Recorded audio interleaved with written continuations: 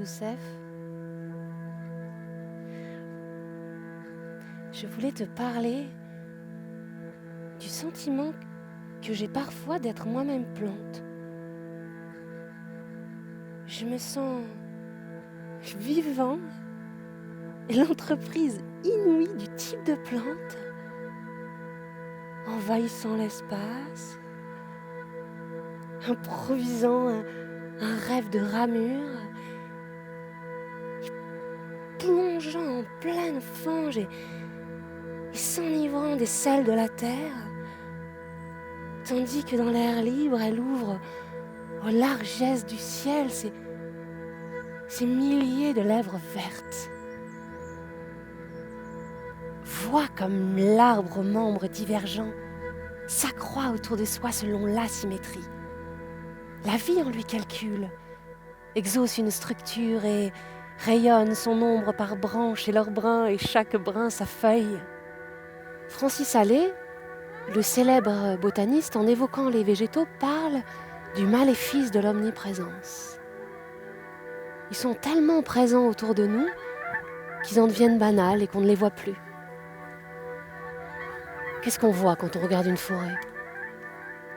Une masse informe, un vague camailleux de verre, un texte indéchiffrable et brouillon.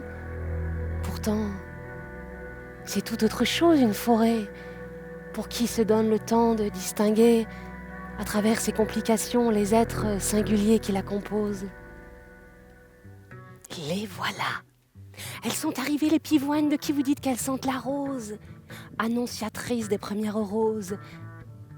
Donnez beaucoup d'eau à ces fastueuses corolles, qui ont en effet quelque chose de la rose.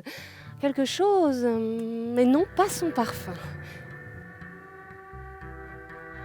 Autour d'elles se presse, sans espoir, la foule innombrable de leurs amants, les étamines, qui ne leur arrivent pas à la hauteur de leurs genoux. Les choux le consolèrent, un surtout, lui donnaient des espérances.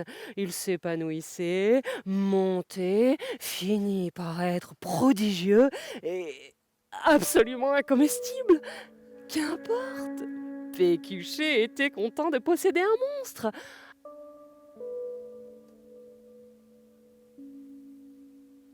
Alors la fleur femelle